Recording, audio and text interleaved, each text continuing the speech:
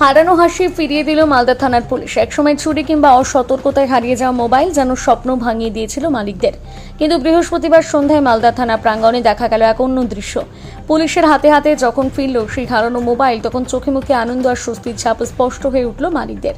মোট 20 জন দাবিদারের হাতে তাদের মোবাইল ফোন তুলে দেন মালদা থানার আইসি মৌমিন চক্রবর্তী এবং অন্যান্য পুলিশ অফিসাররা। দীর্ঘদিন পর নিজের ফোন ফিরে পেয়ে কেউ আনন্দে আপ্লুত, কেউ বা অবাক হয়ে কৃতজ্ঞতা প্রকাশ করেন পুলিশের প্রতি। মালদা থানার এই উদ্যোগ শুধু মোবাইল ফেরানো নয়, সাধারণ মানুষের মধ্যে পুলিশের প্রতি আস্থা ও ভরসার আরও একবার দৃঢ় করল।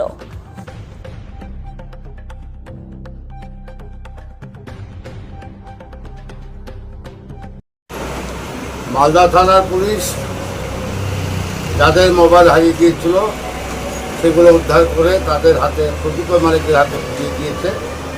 যার জন্যই মালদা থানার সমস্ত আধিকারিকদেরকে সাধুবাদ জানাই এবং তাদের প্রতি আমরা চিরকৃতজ্ঞ। আরও যেন বেশি করে মানুষের পরিষেবা দিতে পারে, মানুষের পাশে দাঁড়াতে পারে, মালদা পুলিশ থেকে বিচ্ছিন্ন না হয়ে যায়। এই জন্য আমি মালদা থানার আধিকারিকদেরকে বিশেষভাবে অনুরোধ করব মানুষের পাশে থাকা প্রয়োজনীয়।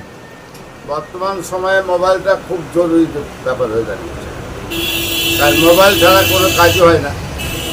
যে কোনো কাজ করতে গেলে মোবাইল নাম্বার লাগবে, মোবাইলের মধ্যে অনেক কিছু থাকে, নথিও থাকে। হ্যাঁ, সেগুলো বিশেষ প্রয়োজনীয়। মোবাইল ছাড়া চলাই মুশকিল বর্তমান পরিস্থিতি। হারিয়ে গেলে কি একটা সমস্যা তখন দাঁড়ায়? হারিয়ে গেলে সমস্যা হয় যে মোবাইলের মধ্যে অনেক কিছু মূল্যবান জিনিসপত্র থাকে, সেগুলো খুঁজে পাওয়া যায় না।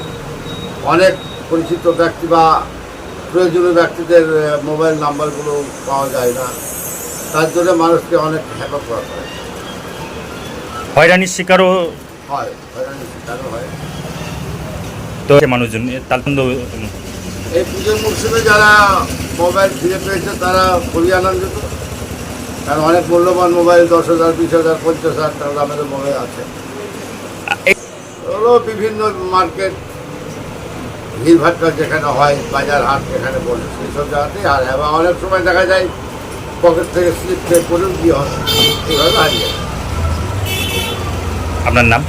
আমার নাম নরেশ সরকার।